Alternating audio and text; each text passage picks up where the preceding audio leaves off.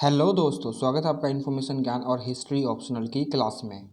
तो हमने पिछली वीडियो में बात करी थी कि मगध का राइज कैसे हुआ। ठीक है, तो वो सारी चीज़ें हमने पिछली वीडियो में बात कर ली और हमने बात करी थी कि आगे हम पढ़ेंगे थ्री इम्पोर्टेंट डायनेस्टीज जिसने मगध को रूल करा था मौर्याज के रूल से पहले। ठीक है, अब वो कौन कौन सी डायनेस्टीज थी।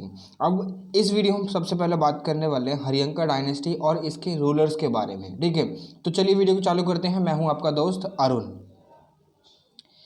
मगर देखिए, in this first you have to remember the timeline because timeline is the most important thing which you need to remember always until you appear in your examination।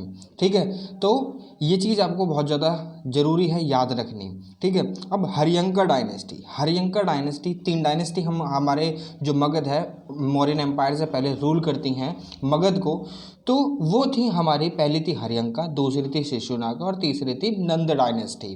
ठीक है, अब इसमें जो सबसे पावरफुल थी वो कहीं ना कहीं हरियंका डायनेस्टी हुआ करती थी, क्योंकि यहीं पर जो मगध की जो एक यानी सेंट्रलाइज स्थापना होती है ना, यानी फाउंडेशन जो होती है मगध के राइज की, जो बात यहाँ से छिड़ती है ना वो यहीं से छिड़ती है। ठीक है, अब जो हरियंका डायनेस्टी थी उनके फाउंडर कौन हुआ करते थे?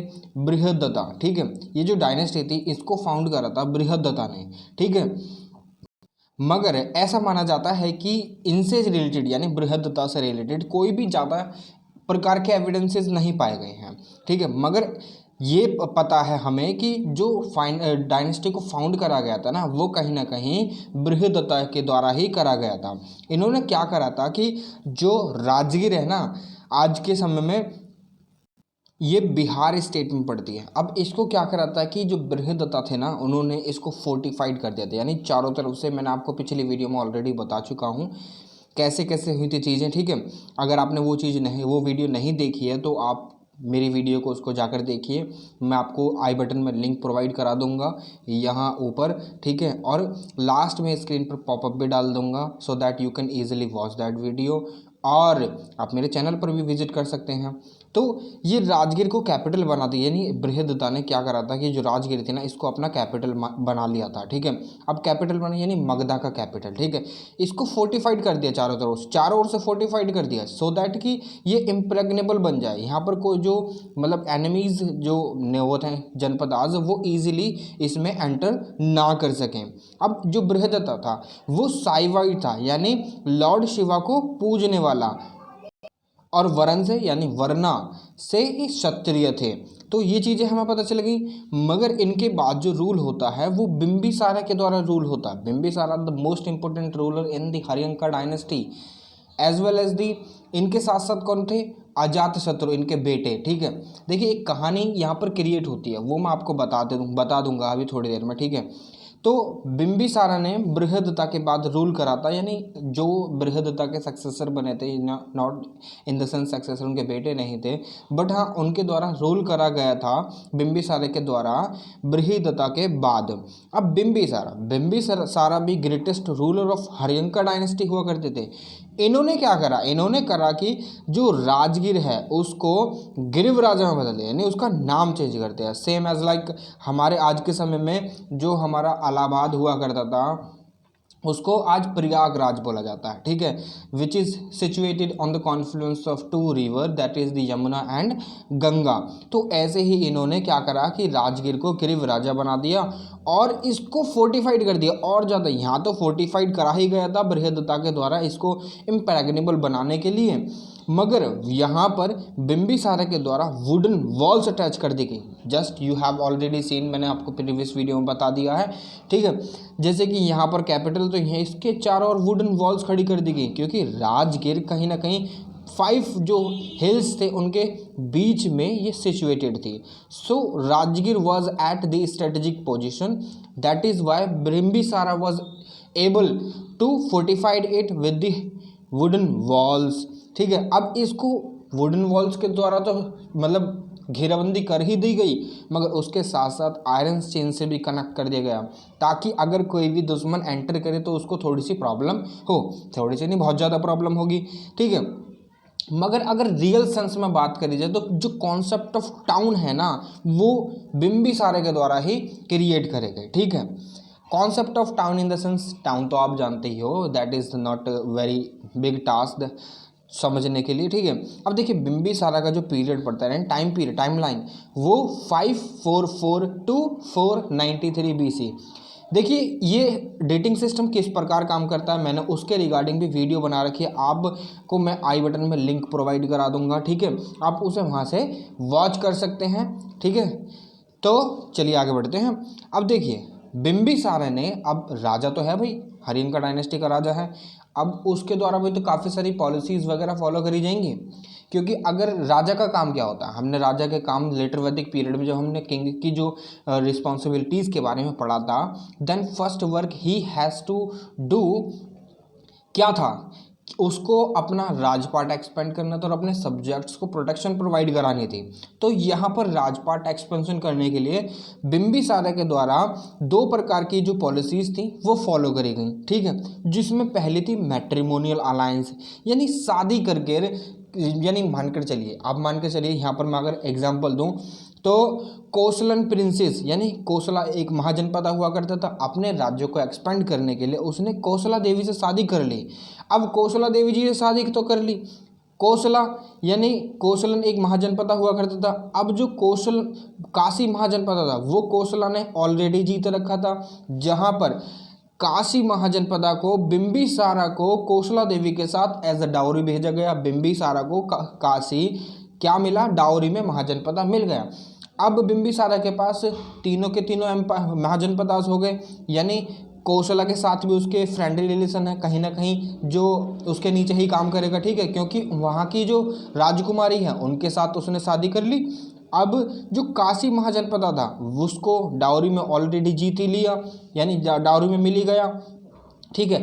इस प्रकार से क्या होता है कि उसने अपनी जो पॉलिसी ने, बिम्बिसारा जी ने अपनी जो पॉलिसीज़ हैं उनको अच्छी तरीके से यानी तराशा और उसके बाद उन्हें एग्जीक्यूट करने लगे।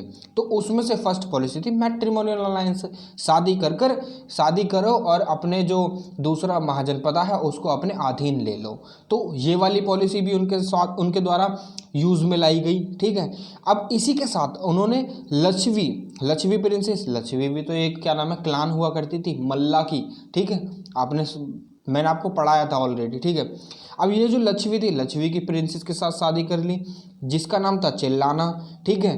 अब चेल्लाना जो थी बहन थी चेटका की थी। ये देखिए ये जो नाम है ना ये आपको याद रखने हैं, क्योंकि मैं जब स्टोरी सुनाऊंगा तो आपको ये सारी चीज़ें ऑटोमेटिकली अपनी इमेजिनेशन में कनेक्ट करनी है, ठीक है। अब लच्छवी की जो प्रिंसेस थी चेल्लाना, उसके द्वारा अजातशत्रु जी जन्म लेते हैं, अजातशत्रु जी का नाम अस्तित्व में आ जाता है, ठीक है। अब वहीं पर बिम्बिसारा ने जो खेमा थी, पंजाब की एक ट्राइबल क्लान हुआ करती थी, उसके साथ शादी कर ली, ठीक है। खेमा यानी पंजाब की एक ट्राइबल क्लान हुआ करती थी, वहाँ की प्रिंसेस हुआ करती थी खेमा, उनके साथ शादी कर ली। ऐसे ही अंगा की जो प्रिंसेस थी अंगा देवी, उनके साथ शादी कर ली। अब देखिए मल्ला भी उनके अंडर आ चुका था, ठीक है, अंगा भी उनके अंदर आ चुका था, काशी, कौशलन, तो ये सारी जो महाजनपद थे कहीं ना कहीं अब जो बिम्बिसारा थे उनके अधीन आ चुके थे। वो अब कहीं ना कहीं उनके जो फ्रेंडली रिलेशन उनके ये जो महाजनपदा हुआ करते थे इनके साथ इस्टेब्लिश हो चुके थे। अब ज़्यादा तो एनिमी बचे नहीं, मगर मगध का सबसे बड़ा एनिमी हुआ करता था अवंती, ठीक है, Avanti Mahajanapada. If you have not watch that video again, आपको ये पता होना चाहिए अवंती की कैपिटल क्या थी और अवंती कहाँ पर था, ये सारी चीज़ें मैंने आपको पिछली वीडियो में बता रखी हैं, ठीक है। अगर आपने नहीं देखी तो वॉच कीजिए उसको जाकर जरूरी से, ठीक है। अब देखिए ऐसा माना जाता है कि जो बिम्बिसारा थे उसने 102 शादी करी थी, यानी 102 वाइफ्स थी उसकी, ठीक है, जो कि सबसे महत्वपूर्ण पॉलिसी थी बिम्बिसारा की एनेक्सेशन की, ठीक है। वॉर तो लड़ाई नहीं गया, क्योंकि वॉर से अच्छा है कि शादी कर लो और फिर अपने राज्य को एक्सपेंड करो। मगर दूसरी जो पॉलिसी बिम्बिसारा जी के द्वारा फॉलो करी गई वो थी वेजिंग अग्रेसिव वॉर्स। जो पहला जो अग्रेसिव वॉर था उन्होंने पहले वज्जी को हड़पा, वज्जी महाजनपदा हुआ करता था, ठीक है। अब उसके बाद जो उनका सीरियस राइवल था वो था अवंती, जिसका रूलर था चंदा प्रातियोदा।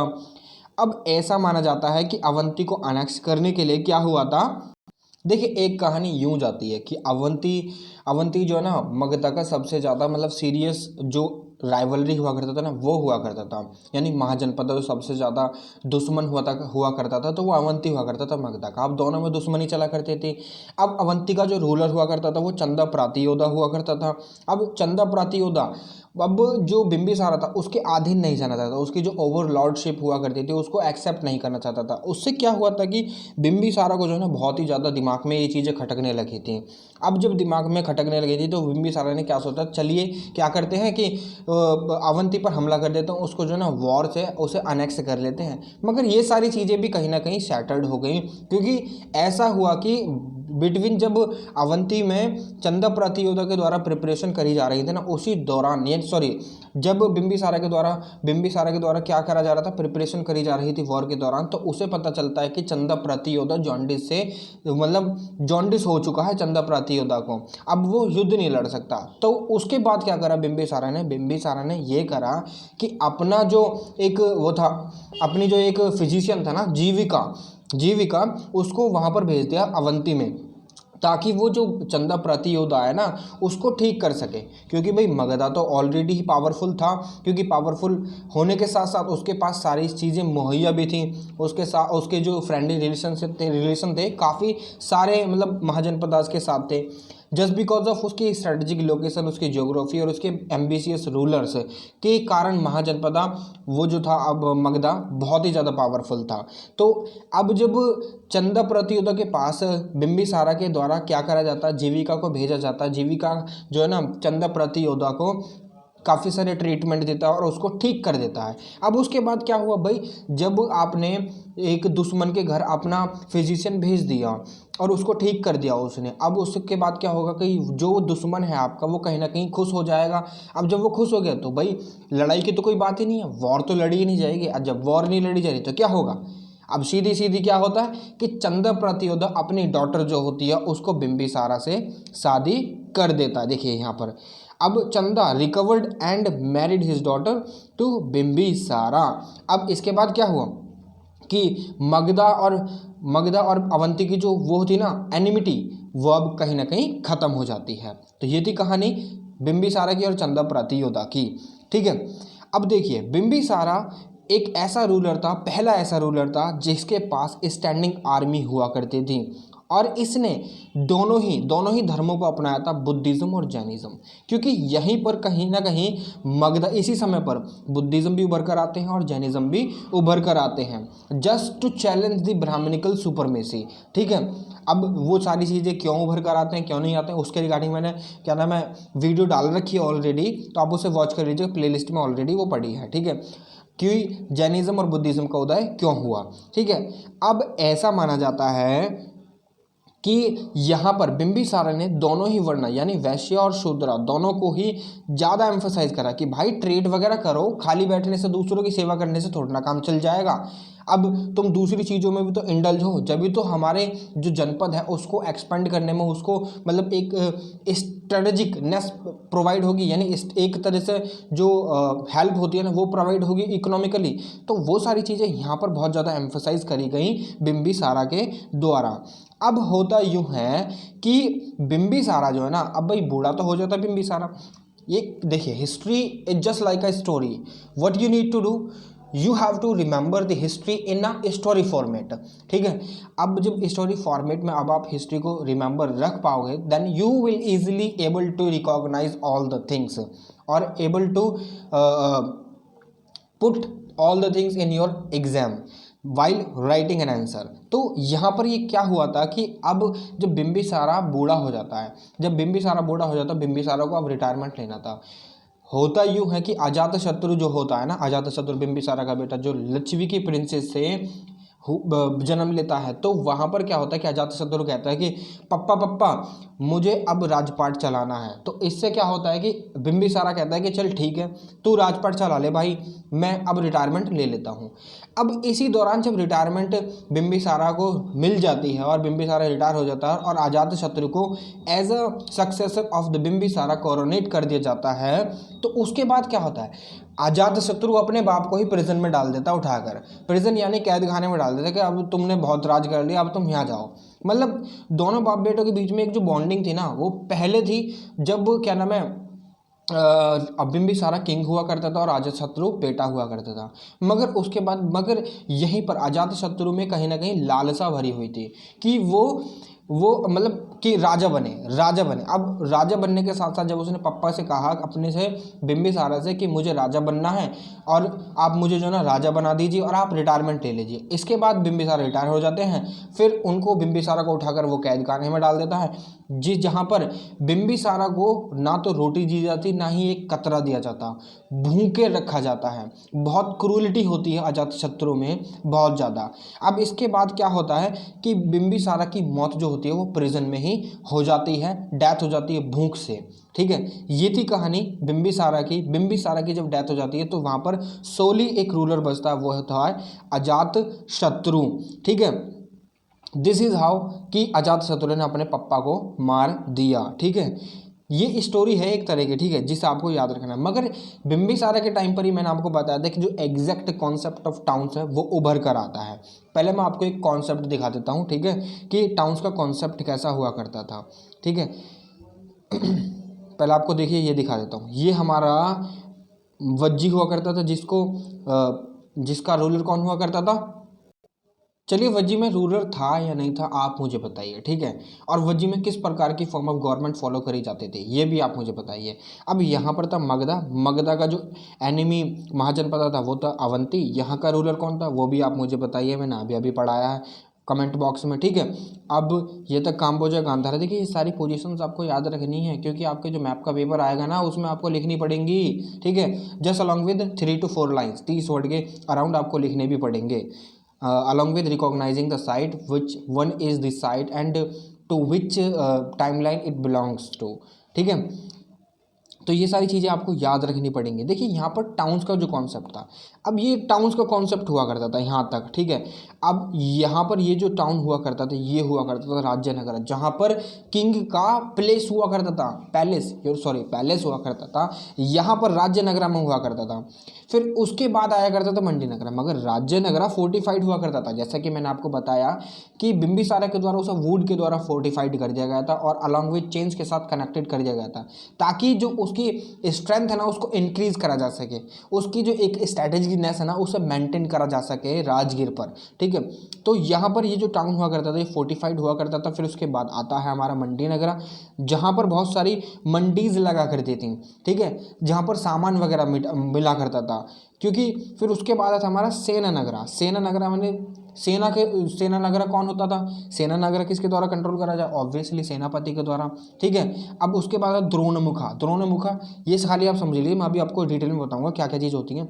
दुर्गा नगरा फिर आता था हमारा ग्रामा आउटकट्स ऑफ द सिटी हुआ करते थे। ठीक है, यहाँ पर मतलब बाहर बिल्कुल ग्रामा हुआ करते थे, जैसे कहते नहीं है कि रूरल फिर सबर्बन फिर अर्बन, तो ये सारी चीज़ें चलती हैं। अब रूरल से अर्बन की तरफ यहाँ पर ये सारी चीज़ें चल रही थी। तो देखिए आपकी सहूलियत के लिए मैंने ऑलरेडी ये सारी चीज़ें ऐड कर रखी हैं जो पहले हुआ करता। देखिए अब टाउन्स का जो कॉन्सेप्ट है वो हमें कहाँ पर मिलते हैं, इसके लिए सोर्स क्या है, अंगुत्तरनिका है, बुद्धिस्ट टेक्स्ट। ठीक है, मैंने आपको जब सोर्सेज पढ़ाए थे स्टार्टिंग में मैंने ऑलरेडी बता दिया था। ठीक है, अब यहाँ पर बात करें तो पहले हुआ करता था ग्रामा से अंदर के साइड चल रहे हैं हम, ग्रामा। अब ये आउटस्कर्ट्स ऑफ द सिटी पर सिचुएटेड हुआ करता था। ठीक है, फिर उसके बाद दुर्गा नगरा फोर्टिफाइड सिटी ड्यूरिंग वॉर्स। ठीक है, अब द्रोणमुखा माउथ ऑफ द रिवर पर हुआ करता था। ठीक है, चलते हैं आगे। फिर होता था पट्टनम यानी पोर्ट्स। अब पोर्ट्स कहाँ हुआ करते हैं, देखिए मानकर चलिए कि ये हमारे टाउन है और यहाँ पर पोर्ट वगैरह हुआ करते थे। ठीक है, ये पोर्ट हो गई, पट्टनम बोला जाता था इसे। अब यहाँ पर इसका जो हेड हुआ करता था वो भी यही हुआ करता था। ठीक है, अब चलते हैं पीछे, हमारा कहाँ गया, ये रहा। ठीक है, तो यहाँ पर पट्टनम जिसे सेनानी के द्वारा ही कंट्रोल करा जाता था। अब सेना नगरा आता, सेना नगरा में क्या होता, आर्मी स्टेशन, जहाँ पर सारी आर्मी रहती थी इंक्लूडिंग इन्फेंट्री, कैवलरी, चैरियोट्स। तो ये सारी आर्मी वगैरह वहीं पर सिचुएटेड हुआ करती थी सेना नगराम में। अब इसको कौन हेड करा करता था, सेनापति यानी सेनानी। ठीक है, फिर उसके बाद आता मंडी नगरा यानी मार्केट सिटी। ठीक है। यहाँ पर सारी की सारी सोशल गैदरिंग हुआ करती है, जस्ट लाइक आज के समय में हम जाते हैं मार्केट में, कोई भी मार्केट लगती है यानी वीकली मार्केट और एनी काइंड ऑफ मार्केट, तो उसमें क्या होता था कि सारे ग्रुप ऑफ पीपल आया करते थे और वहाँ पर सब सोशल गैदरिंग हुआ करती थी, एक तरह से सामान वगैरह खरीदा करते थे। फिर उसके बाद हमारा आया था main point, that is the Rajyanagara. अब राज्यनगरा में किंग जो हुआ करता था वो रिसाइड करा करता था, ठीक। अब यहाँ पर बिना ऑफिशियल परमिशन के कोई भी नहीं घुस सकता था, ये चीज़ आपको याद रखनी है, ठीक है। अब ये थी कॉन्सेप्ट ऑफ टाउन्स जो बिंबिसारा के समय पर क्रिएट करे गए। तो आपको ये वीडियो कैसी लगी आप मुझे ज़रूर बताइए कमेंट बॉक्स में कमेंट कर कर। अगर आपको कोई भी प्रॉब्लम होती है, do let me know in the comment box, I will resolve that, ठीक है। मैं आपको उसका सॉल्यूशन प्रोवाइड कराऊंगा। तो आप मुझे बता सकते हैं कि आपको वीडियो कैसी लगी, और अगर आपको वीडियो पसंद आई है then do hit the like button, subscribe to my channel. You are not subscribing, I know that कि आप सब्सक्राइब नहीं कर रहे हैं, मगर फिर भी वॉच कर रहे हैं, कोई बात नहीं, सब्सक्राइब करिए, फिर भी कर दीजिए यार, ठीक है। तो अभी तो फिलहाल के लिए इतना ही, अगली वीडियो में आपसे फिर मुलाकात होगी एक और नई वीडियो में एक और नई इन्फॉर्मेशन के साथ। तब तक के लिए जय हिंद।